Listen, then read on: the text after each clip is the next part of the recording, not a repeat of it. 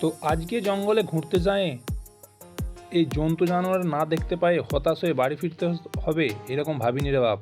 তো চলো বন্ধু, আর বেশি কথা না বাড়িয়ে আজকের ভিডিওটা শুরু করা যাক। শহরের কোলাহল থেকে দূরে একটু শান্তির খোঁজে আমার কিছু বন্ধু বান্ধব ও তাদের ছাগলগুলোকে নিয়ে বেরিয়েই পড়লাম এক জঙ্গলের উদ্দেশ্যে। আর সাথে ছিল আমাদের গাইড রাজেশবাবু। আসলে আমরা শুনেছি ওই জঙ্গলের মধ্যে রয়েছে একটি প্রাচীন গণেশ মন্দির। আমরা আজ ওটাই দেখতে বেরিয়েছি।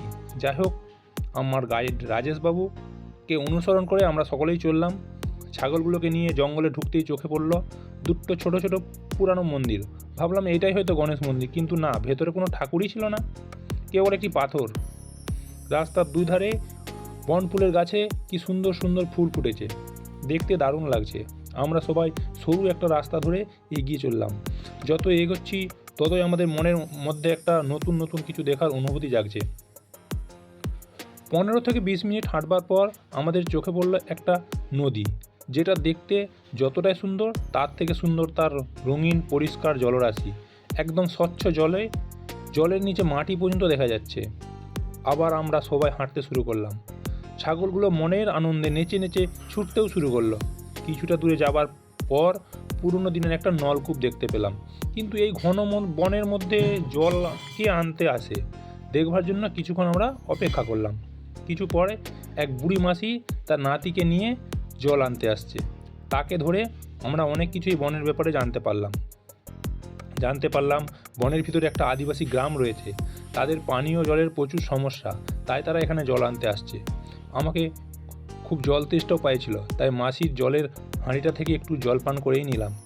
কিন্তু এই বনের মধ্যে নলকূপ বসানোর কারণটা জানতে চাইলে মাসি বলল, সামনে একটি পুরনো জাগ্রত গণেশ মন্দির রয়েছে, অনেক লোক এখানে পুজো দিতে আসে, তাদের কষ্টের কথা ভেবেই এই নলকূপ বসানো হয়েছে।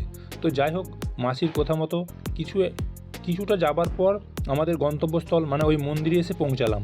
আমাদের সাথে থাকা ছাগলগুলো সকলে মন্দিরে ঢুকে প্রণাম করেও নিল।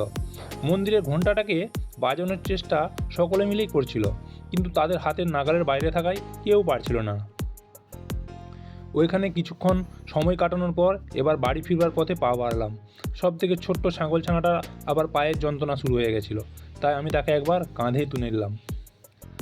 আর এক মাসি নদী থেকে জামা কাপড় পরিষ্কার করে বাড়ি ফিরছিল, তার সাথে দেখা করে একটু গল্পও করে নিলাম।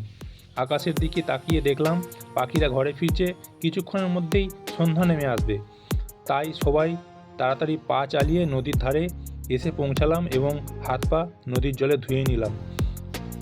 নদীর জলে সূর্যের সোনালি আলোর খেলা দেখতে দেখতে আমরা বাড়ি ফিরলাম।